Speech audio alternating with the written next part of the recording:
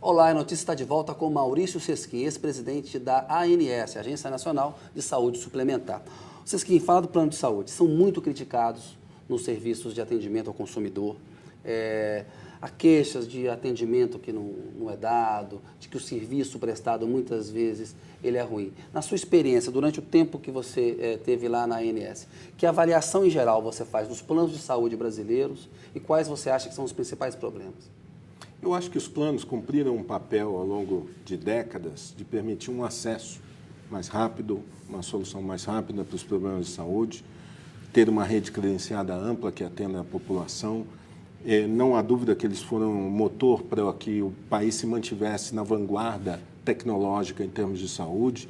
De alguma forma, eles custearam esse avanço tecnológico que permitiu o país hoje. Nós temos uma medicina que não deve, do ponto de vista técnico e tecnológico, não deve nada para ninguém, nenhum país do mundo.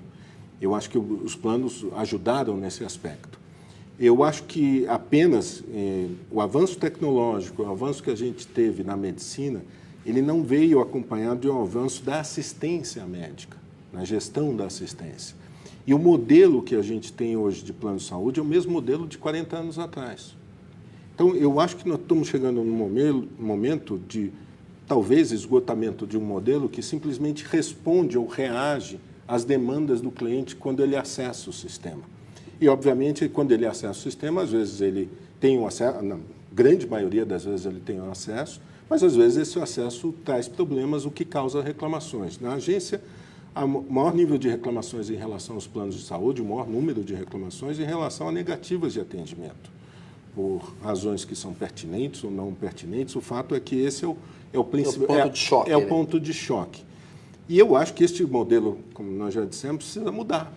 Esse modelo precisa ser mais proativo, esse modelo precisa entrar na gestão de saúde das pessoas, no sentido de se comunicar com o beneficiário, se comunicar com o consumidor, dar informações para esse consumidor, cuidar da sua saúde. Uma ação preventiva, não só adoeceu, aciona o plano de saúde. Absolutamente. E é continuada, preventiva, de promoção das condições de saúde, de contenção de incapacidades, aproximando o máximo a vida ativa. Hoje a gente não tem tanta preocupação no sistema quanto longevidade. O Brasil já está alcançando e vai alcançar patamares maiores de longevidade. Mas sim com a qualidade de vida desse envelhecimento da população, aproximando o período de perda da autonomia ou de incapacidade o máximo possível do fim da vida. Ou seja, que as pessoas tenham uma vida ativa e saudável ao longo de todas as fases da sua vida. E eu acho que os planos têm que olhar isso como responsáveis por essa comunicação e por esse bem-estar. No seu período lá na agência, estabeleceu-se ali alguns prazos de punição, né? 3 dias para você atender o pedido de exame, 7 dias para consulta, 21 dias para cirurgias. Ao final que balanço que você faz dessa medida hoje? A maioria tem atendido, porque a gente viu recentemente, houve uma suspensão pela ANS de planos de saúde. Isso. Elas entraram com uma liminar na justiça, obtiveram uma vitória, e ficou aquela coisa, tá vendo? Ó, basta entrar com uma liminar que eles conseguem derrubar um negócio. E aí os maus gestores de saúde, os planos ruins, acabam se beneficiando. Qual que é o balanço que você faz disso? Bom, o balanço é altamente positivo no sentido de eu acho que, primeiro, a norma é uma conquista do consumidor. Ele recoloca, e uma das finalidades da própria norma foi colocar o consumidor no centro dessa questão. Porque o consumidor, não faz sentido você adquirir um plano de saúde, você conquistar esse acesso, e na hora que você precisa utilizar, você tem que esperar um período que não atende à demanda que você tem da própria patologia ou do problema que você apresenta. Isso não faz sentido. Por outro lado, essa questão de você trazer o consumidor como responsável até pela manutenção deste plano de saúde operando, porque o controle de qualidade ali do plano. Direto, absolutamente direto. O papel do consumidor passa a ser preponderante nisso. Quando nós lançamos a norma no final de 2011, a norma já tem 1 ano e meio, e a avaliação com possíveis suspensões de planos de saúde se dá trimestralmente. Eu me lembro que primeira rodada, nós tivemos 3.000 reclamações. A última rodada que aconteceu agora em julho, se não me engano, tiveram 17.000 reclamações. Ou seja, o consumidor comprou essa ideia, está que participando ativamente, que não só que tem que reclamar, mas tem que defender os seus direitos e que o papel da reclamação muda a atitude do sistema. Porque ter um atendimento oportuno é fundamental para o sucesso do tratamento. E o sistema tem que oferecer isso. Lembrando só, um pequeno detalhe, quem deu esses prazos para a agência foram as operadoras. A agência fez, para lançar esses prazos máximos de atendimento, ela fez uma pesquisa com 1.000 operadoras e 800 se manifestaram. E com base dando conta de agir assim. Exato. Elas que disseram quais eram os prazos adequados para fazerem aqueles atendimentos. Esses foram os prazos utilizados pela agência. Então, o próprio setor que disse que aqueles prazos estavam adequados. Agora, Maurício, você falou um dado aí, 1.000 operadoras de seguro, né? De planos. De planos de saúde. Não é muito operadora, porque, assim, fábrica de automóvel no Brasil, você não tem umas 20, se tivesse... É muito. 1.000 operadoras oferecendo plano de saúde, você não tem aí nesse meio muitas que não vão sobreviver, que prestam mesmo um mau serviço? Tem espaço no mercado para tanta operadora assim? Tem, mas vamos só recordar uma coisa. 12 anos atrás, quando a agência iniciou a sua atividade regulatória, nós tínhamos 2.000. Em 10 anos, isso caiu para 1.000. É verdade, uma redução. E vamos lembrar uma coisa, você tem cerca de 29 operadoras que respondem por 50% do mercado, em termos de números de beneficiários.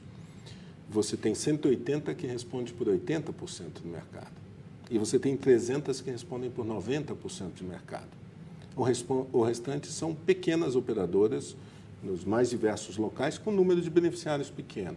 A tendência é evidente que há uma tendência de concentração no mercado inevitável ao longo do tempo. Mas não é saudável concentrar demais, então? Exatamente, eu concordo. Então, quando se fala que 1.000 é demais, eu acho que já há uma forma de concentração que é necessária em função das demandas, até econômico-financeiras, para um plano de saúde, a responsabilidade que ele assume com os seus consumidores, com os seus clientes, mas não é desejável que haja uma concentração muito grande, porque a concorrência é o melhor motor para a qualidade e para a custo-efetividade. Então, eu acho que nós temos que manter um número de operadoras... Uma concentração pode encarecer demais os planos e atrapalhar a qualidade, você acha? E impedir uma correta competição. Lembrando que esse é um país continental, né, Kennedy? Ou seja, quando a gente fala de plano de saúde, nós estamos falando de um país, 200 milhões de habitantes, claro, um país muito grande. Muita gente. E nós temos muitas operadoras locais ou regionais. Então, quando se fala da abrangência nacional, talvez o número não seja exagerado. Você tocou num ponto aí, que na questão das operadoras privadas fazerem um trabalho também preventivo, né? A gente vê, muitas vezes, assim, o plano de saúde faz lá, vende, aí atende aquela demanda. Isso não acaba gerando ali uma armadilha, porque vende para um número de pessoas, aí às vezes acaba entregando um serviço ruim. Você tocou nesse ponto aí da prevenção. Que outras medidas concretas você sugere para o setor? O que o setor podia fazer para melhorar o seu atendimento? Tem que investir mais, tem que abrir para capital externo, não cabe abrir, por exemplo, para capital estrangeiro. O que tem que fazer? Se você olhar o setor privado, as operadoras de saúde já são abertas, é permitido o capital estrangeiro investir em operadoras de saúde. O que gera até um Mas certo... os hospitais não, né? Exato, isso gera um certo contrassenso, porque os hospitais não. E isso cabe ainda uma análise e talvez uma lei complementar que regule isso, por parte do governo, do investimento do capital estrangeiro em outras áreas que não só as operadoras, em laboratórios, em clínicas, isso é possível. Mas Qual em hospitais... é a justificativa, Sesquim? Eu acho que isso nunca foi dado o foco devido em relação a essa questão do capital estrangeiro para hospitais. Você acha que haveria interesse? Eu acho que sim. Eu acho que para uma população desse tamanho, nós somos hoje o segundo maior setor de medicina privada do mundo. A gente só perde para os Estados Unidos em termos de setor privado de saúde. É interessante porque esse país tem dois números que eu acho muito importantes. Nós somos o único país no mundo com mais de 100 milhões de habitantes que tem um sistema público universal. Nenhum outro país com mais de 100 milhões de habitantes decidiu encarar esse desafio, né? Então, por todas as críticas que possam existir, o fato de existir o SUS já é um diferencial enorme nesse país. 2, nós somos o segundo maior mercado de saúde privada, maior setor de saúde privada no mundo. Então, as dimensões são efetivamente muito grandes e os desafios também. Você estava falando aí da questão de combinar o SUS com a saúde suplementar. Quais são os pontos ali, detalhar um pouco mais, que você acha que pode ter contato? Porque sempre tem uma queixa, falar, o SUS acaba ficando com os procedimentos mais caros, os planos empurram para o SUS uma conta mais alta. Tem essa história de que os planos de saúde eles se aproveitam da estrutura do SUS, que já é uma estrutura complicada, né? Difícil atendimento. De fato, do ponto de vista dos dados concretos, dos números, das informações que são públicas, que a agência, tanto a agência quanto o Ministério da Saúde tem, isso não procede. Ou seja, o número de internações de pacientes oriundos de planos de saúde que acontece no SUS é menos de 1% do total de internações. Quando se fala de custo, o custo assistencial dessas internações, tanto para o SUS quanto para a saúde suplementar, não chega a 2% do total. Portanto, do ponto de vista de impacto, ele não é significativo. O que não significa que isso não tenha que ser ressarcido ao SUS pelas operadoras. Cada centavo que a saúde suplementar usado o SUS tem que ser, de alguma forma, ressarcido. Logo que eu cheguei na agência, isso foi um foco de atenção, tanto que, durante a minha gestão, nós ressarcimos mais, recolhemos mais, escrevemos endividativo a mais e cobramos mais em 2 anos de atuação, em 3 anos de atuação, do que nos últimos 10. Portanto, isso está acontecendo e é possível de acontecer. É um processo muito mais complexo do que as pessoas imaginam, mas pode acontecer. Mas, voltando à tua pergunta, além da questão da utilização, eu acho que tem algumas coisas que eles podem se complementar, sim. Vou te dar 2 exemplos na área assistencial. Isso onde o SUS é mais eficiente, a saúde privada é mais Por eficiente? exemplo, se você olhar as emergências em grandes cidades brasileiras, quem faz é o SUS. O famoso pronto-socorro, né? Não, e mais do que isso, quem recolhe o paciente na rua, o SAMU. SAMU, é verdade. Exatamente. Então, quem faz é o SUS. E faz bem. E faz bem. E recolhe o paciente via de regra para um hospital público e depois, se ele tem um plano de saúde, ele é transferido. Portanto, há uma redundância de gastos com esse paciente, de custos e de atenção, onde você poderia fazer uma complementaridade dos serviços. Na outra ponta, quando você olha transplantes nesse país, e graças a Deus, você tem uma fila única, independente se o paciente tem plano de saúde ou não. Portanto, ele tem que respeitar aquela fila. Se ela tem que respeitar uma fila única, por que esses sistemas não se complementam? Para financiar, criar estruturas de atendimento que possam ser únicas, dedicadas a isso, cada um custeando a sua parte. E ainda mais, e principalmente o que eu vejo para aquilo que a gente fez, ninguém faz prevenção e promoção em larga, prevenção de doenças, promoção de saúde em larga escala se não tiver informação. E a principal gasto ou desperdício que nós temos em saúde hoje é com relação à informação que a gente desperdiça. E organizar essa informação. Como assim? Como?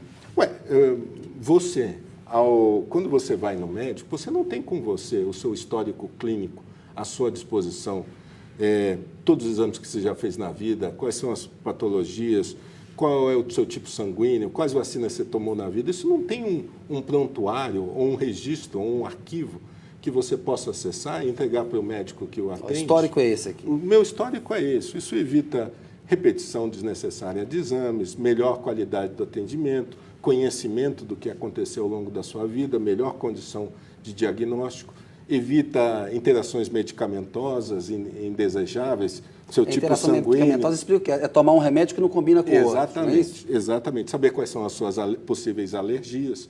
Então, organizar essas informações para o paciente, tanto o público quanto o privado, poderia ser feito pelos 2 sistemas, com base, primeiro, numa identificação única. Né? Se o indivíduo está no sistema público, vai para o privado e volta para o público, ele tem uma identificação única. Segundo, organizando essas informações em proveito do cidadão, sempre, obviamente, salvaguardado o sigilo destas informações que interessam basicamente a cada cidadão. E ele tem que ser o proprietário e o dono disso.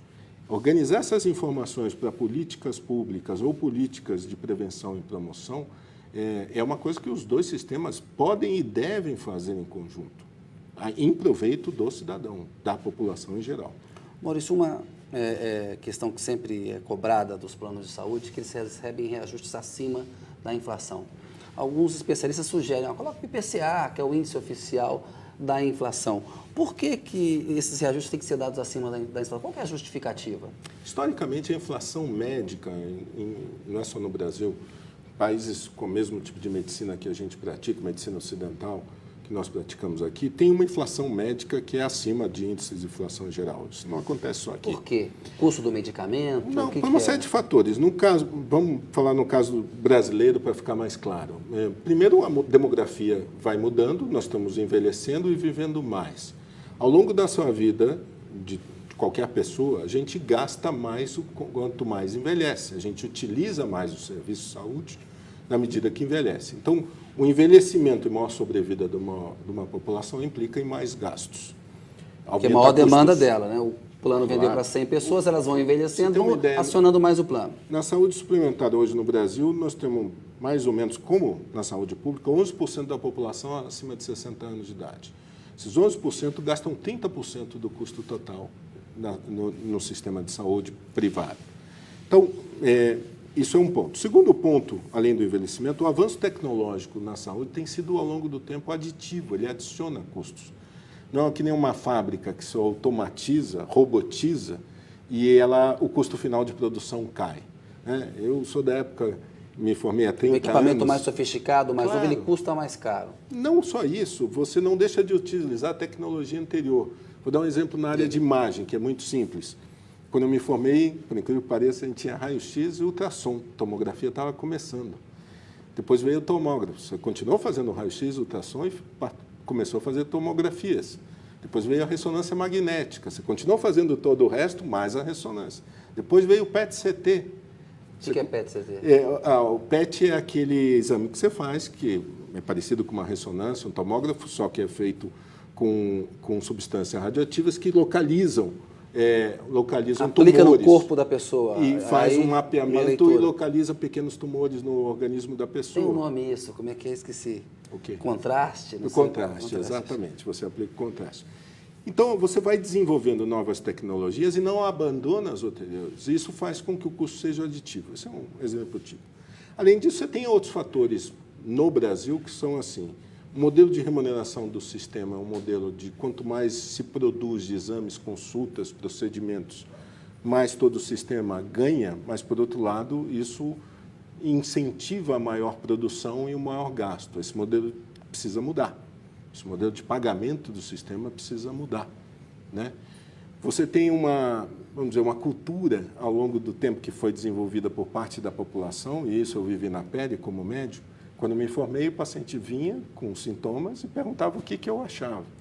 Hoje, o brasileiro, em média, vai no médico, talvez você também, e diga assim, doutor, eu vim aqui fazer uns exames. Nós atrelamos segurança à tecnologia, não mais ao saber médico.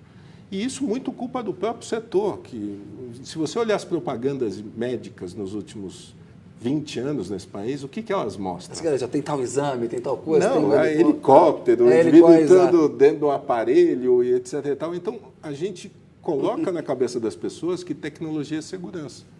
Então, nós temos uma cultura voltada para isso, nós temos um sistema de remuneração voltado para a produção, por isso que eu chamo a atenção da gente fazer a gestão da assistência. Não no sentido de evitar o uso da tecnologia necessária, mas o abuso dela, que ocorre.